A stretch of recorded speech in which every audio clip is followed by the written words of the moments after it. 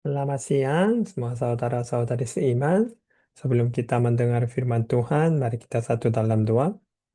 Terima kasih Tuhan, karena Tuhan membawa saudara-saudari seiman di ruangan ini. Hari ini kita akan belajar bagaimana kita bisa berhidup dalam takut akan Tuhan. Kami serahkan waktu ini kepada Roh Kudus. Roh Kudus akan membimbing hati-hati kami, sehingga kami bisa mengerti makna dan kehendak Tuhan dalam pelajaran pada siang hari ini. Kami berdoa dalam nama Yesus Kristus. Amin. Ayat 2026, Manado Bible Chapel, Hosea pasal 6 ayat 3. Kita terus belajar. Marilah kita mengenal dan berusaha sungguh-sungguh mengenal Tuhan. Dan kita satu demi satu belajar bagaimana kita bisa lebih mengenal Tuhan. Dan ada 6 kategori, kita terus belajar satu demi satu. Dan minggu lalu kita belajar orang yang berdiam diri di hadapan Tuhan. Apa artinya berdiam? Itu bukan hanya diam secara suara, tetapi juga berarti berhenti, menunggu. Ini adalah tindak sadar untuk menghentikan keaduhan batin, keluhan, dan usaha sendiri. Dan mengakui kedaulatan Tuhan serta menanti keputusannya. Jadi inilah yang berdiam diri di hadapan Tuhan. Dan kita sudah melihat contoh di Alkitab, siapa yang itu memberikan contoh sebagai teladan baik? Yesus Kristus. Yesaya pasal 53 ayat 7 bagian A, dia dianiaya tetapi dia membiarkan diri ditindas dan tidak membuka mulutnya seperti anak domba yang dibawa ke pembantaian. Pembantaian di dalam kehidupan kita, dalam praktis bagaimana kita bisa menerapkan berdiam diri di hadapan Tuhan, belajar dari Mazmur pasal 37. Yang pertama, percayalah kepada Tuhan dan lakukanlah yang baik. Dan yang kedua, bergembiralah karena Tuhan. Jadi, bergembiralah karena apa? Bukan perbuatan kita, tetapi karena Tuhan. Siapakah Tuhan? Saat kita mengenal Tuhan lebih dalam, kita bisa lebih bergembira. Dan setelah itu, serahkanlah hidupmu kepada siapa? Kepada Tuhan. Bukan serahkanlah hidupmu kepada keuangan, itu seperti mamun, ya. Dan keempat, berdiam dirilah di hadapan Tuhan. Ini seperti menanti-nantikan Tuhan, berharap kepada Tuhan. Setelah itu berhentilah marah dan tinggalkanlah panas hati. Memang susah melakukan nomor 5. Saya juga selalu gagal. Tetapi saat kita gagal melakukan hal ini, bagaimana? Oh, saya suka gagal. Saya tidak bisa datang kepada Tuhan. Tidak. Ya. Saat kita melakukan sesuatu yang kurang baik, itulah yang waktu kita percaya Tuhan kepada Tuhan dan datang kepada Dia. Ya. Dia pasti akan mendidikkan kita dengan belas kasih. Dan kita sudah melihat, pertama, percayalah. Yang kedua, bergembiralah. Yang ketiga apa? Betul, serahkanlah. Dan keempat, berdiamlah. Dan yang terakhir, jangan mengeluh, jangan marah, jangan panas hati. Itu yang 5 langkah demi langkah berdiam diri di hadapan Tuhan kita belajar minggu lalu. Dan minggu ini kita akan melihat orang yang takut akan Tuhan. Banyak orang Kristen, mereka memahami yang konsep ini yang salah. Jadi, konsep duniawi dan konsep Alkitabiah itu tercampur. Jadi, kita akan ambil sekitar 3 sesi menggali lebih dalam apa artinya orang yang takut akan Tuhan. Yang pertama, kita seharusnya melihat apa artinya itu takut akan Tuhan. Khusus bahasa Indonesia itu takut artinya memang punya itu banyak arti. Dalam hanya satu kosakata. Dan nomor dua, apa teladan yang kita dapat dari Alkitab? Yang ketiga, 5 pertanyaan dalam takut akan Tuhan. Kita akan melihat langkah demi langkah. Memang takut akan Tuhan itu Ibrani irah.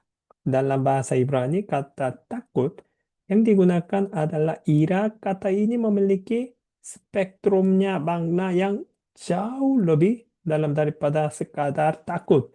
Fear atau kaget dalam bahasa Indonesia sehari-hari. Berarti bukan ketakutan yang melumpuhkan. Sepertinya ya, saat kita menonton itu seperti film yang horor, ya takut. Ah, ya, afraid tidak. Ya, bukan arti itu. Ini sepertinya artinya kegaguman yang dahsyat. Saat kita melihat yang suasana pemandangan memang luar biasa dan kami sepertinya merasa wah, ya, awesome. Jadi ini adalah perasaan komentar karena menyadari betapa dahsyat, kudus, dan besarnya Allah Tuhan kita. Dalam bahasa Indonesia ini lebih tepat disebut kegentaran yang suci. Jadi lihat yang ini dan ketiga itu hormat yang amat sangat. Menempatkan Allah di posisi yang paling tinggi sehingga kita merasa kecil, rendah hati, namun aman di bawah otoritasnya. Ya, siapa yang itu Tuhan kita? Bukan kita. Ya, siapa yang membimbing kehidupan kita? Yang Tuhan. Jadi serahkanlah segala sesuatu kepada Tuhan. Jadi takut akan Tuhan bukan hanya fear. Oh, dan apa teladan yang kita dapat dari Alkitab? Saya mau bertanya kepada saudara-saudari seiman. Di manakah pertama kali istilah takut akan Tuhan muncul di dalam Alkitab? Memang pertanyaan ini memang menarik. Dan waktu saya menggali firman Tuhan untuk mempersiapkan firman Tuhan yang ini, saya juga baru tahu, ya, ini muncul kejadian pasal 22. Abraham, Tuhan menguji iman Abraham. Kejadian pasal 22 ayat 1 berbunyi begini. Setelah semuanya itu Allah mencoba Abraham. Ia berfirman kepadanya, Abraham. Lalu sahutnya, ya Tuhan. Saya sangat suka dua kosakata yang ini. Saat Tuhan memanggil nama Abraham, apa respon dari Abraham? Ya Tuhan. Inilah yang sikap sebagai orang yang berdiam diri di hadapan Tuhan. Saat dia memanggil nama kita, kita respon kepada Tuhan. Ya Tuhan, apa artinya ini? Saya siap mendengar. Bukan saya siap membela atau berdebat dengan Tuhan. dalam situasi yang terjadi. Inilah yang sikap orang yang berdiam diri di hadapan Tuhan. Betul? Dan yang kedua, Tuhan memberi perintah kepada Abraham. Kejadian pasal 22 ayat 2 berbunyi begini.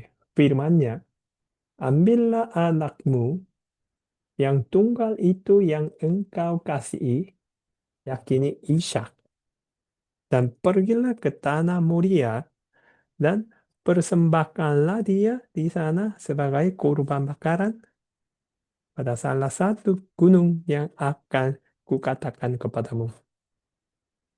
Kita bisa membayangkan bahwa saat Abraham mendengar perintah Tuhan, ambillah anakmu Ishak, dan yang kedua, persembahkanlah kurban bakaran. Kurban bakaran harusnya membela budinya, anak dia, dan bakar semua.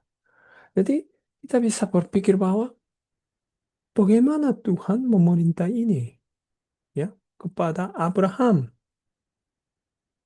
Dan ayat yang berikut kita memang sangat menarik melihat. Tadi orang yang berdiam di hadapan Tuhan, tahap yang pertama itu apa? Percayalah. Mazmur pasal 37 ayat 3, percayalah kepada Tuhan dan lakukanlah yang baik. Diamlah di negeri dan berlakulah setia. Betul? Jadi, mengapa? Bagaimana Tuhan memerintah, tetapi apa yang Abraham lakukan itu memang luar biasa. Ya, Ibrani pasal 11 ayat 17 dan 18 itu menjelaskan kejadian masa lalu, ya, bagaimana Abraham berpikir saat mendengar firman Tuhan. Sekarang kejadian pasal 22 ayat 3. Mari kita membaca bersama-sama. Satu, dua, tiga. Karena iman maka Abraham, taklah ia dicobai mempersembahkan Ishak. Ia yang telah menerima janji itu rela mempersembahkan anaknya yang tunggal. Walaupun kepadanya telah dikatakan, keturunan yang berasal dari Ishaklah yang akan disebut keturunanmu. Jadi kalian bisa, sudah dapat? Ini tidak bisa mengerti karena Tuhan berjanji kepada Abraham bilang, keturunan Abraham itu dari siapa? Ishak. Sekarang persembahkanlah siapa? Ishak. Kalau Ishak mati, bagaimana semuanya ini terjadi? Tetapi sikap Abraham menaati perintah Tuhan walaupun Abraham tidak bisa memahami, ya, tidak bisa melihat rencana Tuhan dan janjinya Tuhan dan perintah Tuhan yang dia dapat sekarang itu bertabrak, tetapi dia tidak berdebat. Itu sikap percayalah, ya. Dan kalau dia pura-pura mau mengikuti firman Tuhan menaati, kita bisa melihat dari sikapnya dia. Tapi kejadian pasal 22 ayat 3, kita bisa melihat langkah demi langkah apa yang dia lakukan. Keesokan harinya, kapan dia bangun? Pagi-pagi dia bangun, Abraham. Dan dia melakukan apa? Dia memasang pelana keledainya dan memanggil dua orang bujangnya beserta Ishak, anaknya. Dan ia membela juga kayu untuk kurban bakaran itu. Jadi dia bangun pagi-pagi dan dia persiapkan. Dia melakukan tiga hal ya untuk menaati firman Tuhan. Dan setelah itu dia tidak berpikir atau dia tidak mundur, tapi dia langsung berangkat dan pergi ke tempat yang dikatakan Allah kepadanya. Inilah yang sikap saat kita percaya Tuhan. Mengapa kita melakukan ini? Karena Tuhan memberi firman Tuhan. Dan Abraham, dia tidak menunggu, dia tidak berdebat, dia tidak menunjukkan perasaan dia kepada Tuhan, tetapi dia bilang, ya Tuhan, dan langsung melakukan dengan setia. Tetapi memang Alkitab itu luar biasa. Hanya satu ayat yang tinggalkan untuk menjelaskan keadaan hatinya di dalam Abraham. Ya. Kejadian pasal 22 ayat 4 berbunyi begini. Ketika pada hari ketiga Abraham melayangkan padangnya, kelihatanlah kepadanya tempat itu dari jauh. Jadi kita bisa menggambar. Nanti sebentar lagi Abraham akan datang ke tempat untuk menyembah Ishak kepada Tuhan. Dan dia melihat dari jauh. Kalau sebagai orang tua, bagaimana perasaan kalian? Kalian mungkin bisa berpikir, apakah inilah yang waktu tidak pergi atau pulang ke rumah atau berdoa kepada Tuhan dan jangan terjadi yang ini. Bagaimana ini? Ya, tetapi Abraham kita bisa melihat saat dia melihat tempatnya, dia seorang yang berharap kepada Tuhan. Ya, inilah yang sikap. Karena kita sudah belajar apa artinya berharap kepada Tuhan, sikap hati itu kepercayaan, optimisme rohani dan iman akan karakter Tuhan yang baik. Ya, dia percaya bahwa Tuhan itu yang baik. Jadi dia berharap kepada Tuhan. Masih dia tidak mengerti, masih berjalan, ya. Sebentar lagi dia seharusnya membela itu anak dia. Dan kalau melangkah, tantangannya semakin besar, ya. Imannya itu dia selalu diudahkan dan dia tidak berhenti, ya. Dan Abraham dan Ishak dua-dua sekarang naik gunung. Kejadian pasal 22 ayat 6. Lalu Abraham mengambil kayu untuk kurban bakaran itu dan memikulnya ke atas bahu Ishak anaknya, sedang di tangannya dibawanya api dan pisau. Demikianlah keduanya berjalan bersama-sama. Dan kita melihat dalam perjalanan, anak Ishak bertanya, di sini sudah ada api dan kayu, tetapi di manakah anak domba untuk kurban bakaran itu? Memang secara orang tua, pertanyaan itu memang menggosok hatinya Abraham. Ya, Ishak sudah tahu, dia sudah melihat. Mungkin berapa kali atau 10 kali lebih atau 100 kali lebih bagaimana Abraham, papa dia, menyembah kurban bakaran. Ya, kemungkinan besar dia ada Tuhan pikiran dia ada di atas atau dia sendiri akan menjadi kurban bakaran. Waktu mendengar pertanyaan ini, Abraham menjawab, Allah yang akan apa? Menyediakan anak domba untuk kurban bakaran baginya, anakku. Apakah Abraham sudah tahu rencana Tuhan? Apakah dia so tahu ada domba itu di gunung puncaknya untuk mereka? Tidak. Sekarang dia tidak tahu. Dia seharusnya membela Ishak sebagai korban bakaran. Tetapi dia percaya kepada Tuhan menyediakan anak domba. Inilah yang sikap orang yang menanti-nantikan Tuhan. Apa artinya menanti-nantikan Tuhan? Kata ini mengandung unsur pengharapan.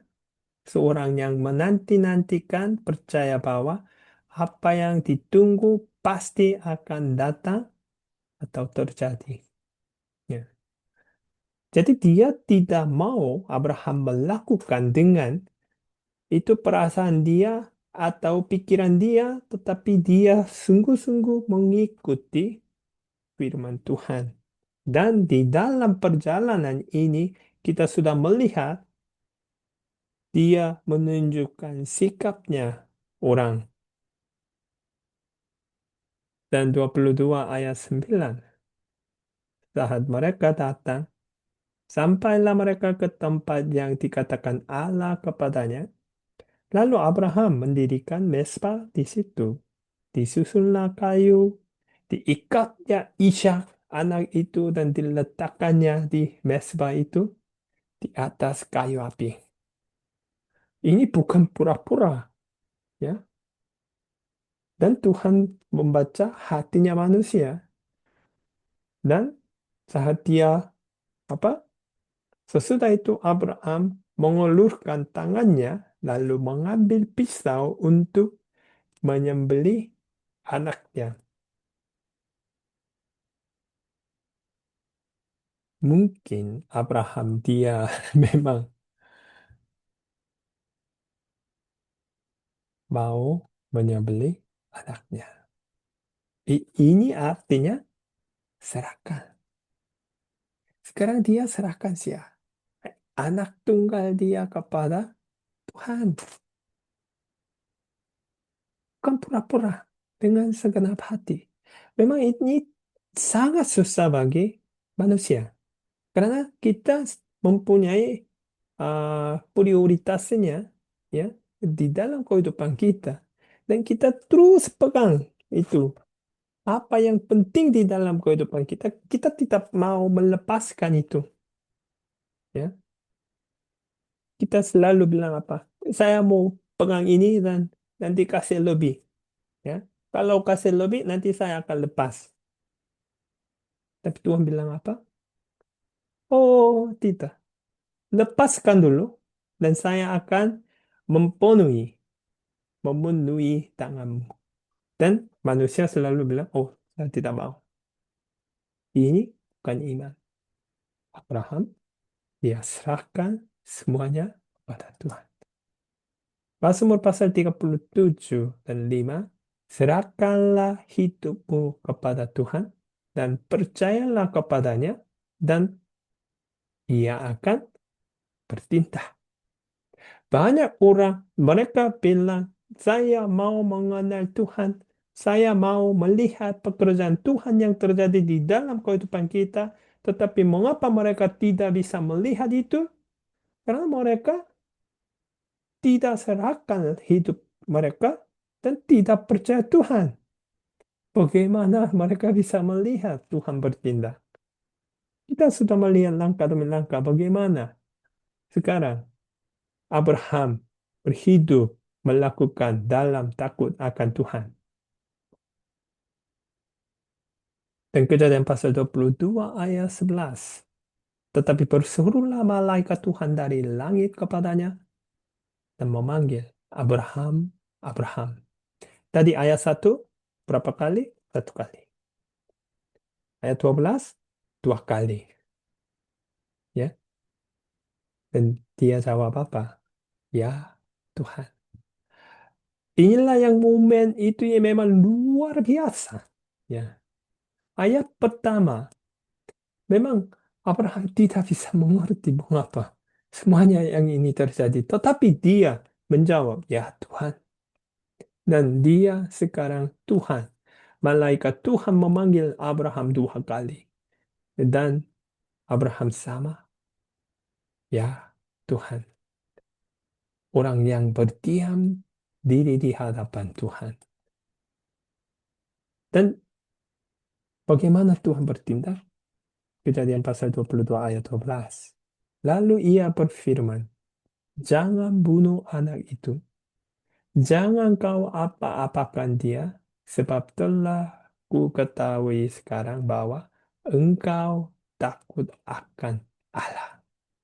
Inilah yang pertama, istilah takut akan Allah yang muncul di dalam Alkitab.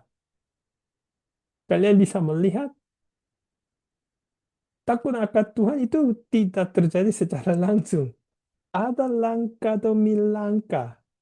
Kita seharusnya melakukan apa yang kita belajar yang lalu. Ini bukan hanya satu, itu paket, ya. Dan memang luar biasa. Iman Abraham membuat, ya, istilah yang takut akan Allah yang muncul di dunia ini. Kehidupan dia itu membawa istilah yang luar biasa takut akan Tuhan di dunia. Dan ada alasan, engkau tidak segan-segan untuk menyerahkan anakmu yang tunggal kepadaku. Kita seharusnya menguji dirinya. Saat kita bilang percaya Tuhan, apakah kita percaya Tuhan segenap hati, 100%, atau hanya sebagian? Apakah saat kita melakukan sesuatu yang kurang baik, apakah kita sungguh-sungguh mau menghadap Tuhan dan mengakui bertobat kepada Tuhan?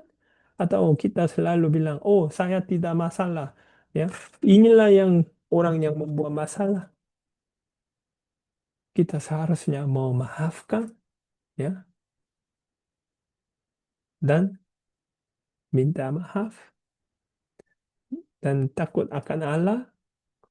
Dan kita tadi melihat bahwa walaupun Abraham tidak bisa mengerti mengapa janji Tuhan dan perintah Tuhan bertabrakan, tetapi dia menaati perintah Tuhan, tetapi ada kunci. Apa yang Abraham dia percaya? Ibrani pasal 11 ayat 19. Karena ia berpikir bahwa Allah berkuasa membangkitkan orang-orang sekalipun dari antara orang mati. Dan dari sana ia seakan-akan telah menerimanya kembali. Luar biasa. Abraham berjalan bersama-sama dengan Tuhan. Setelah dia dipanggil oleh Tuhan seumur 75. Dan dia mengalami Tuhan. Dia mengenal Tuhan. Dan sampai dia percaya bahwa Allah berkuasa membangkitkan orang-orang sekalipun dari antara orang mati. Inilah yang kita sekarang, tujuan yang belajar firman Tuhan untuk mengenal Tuhan lebih dalam. Saat kita mengenal Tuhan, iman kita seperti ini. Dia berpikir, Allah berkuasa. Allah Maha Kuasa. Amin. Jadi kita bisa melihat 5 pertanyaan. Kita bisa menggunakan ya, pertanyaan-pertanyaan ini dalam waktu sharing. Yang pertama, apakah saya, kalian sendiri hidup takut akan Tuhan, takut akan Allah? Ya, ujilah diri. Apakah kalian tahu apa artinya hidup takut akan Allah? Karena kita sekitar 30 menit belajar. Jadi apa yang kalian dapat? Nomor 3, apakah kalian sangat rindu untuk hidup takut akan Allah? Nomor 4, apa perubahan dalam hidup kita saat kita takut akan Allah? Ya. Apa yang harus dilakukan jika gagal hidup takut akan Allah? Jadi ini 5 pertanyaan-pertanyaan yang kita seharusnya berpikir, ya. Dan saya sangat berterima kasih atas kehadiran saudara-saudari seiman di sana. Dan kalian bisa melihat pertanyaan-pertanyaan ini dan waktu sharing, mungkin kalian bisa pilih salah satu dan menjawab dengan apa yang kalian belajar. Terima kasih. Inilah yang firman Tuhan minggu ini.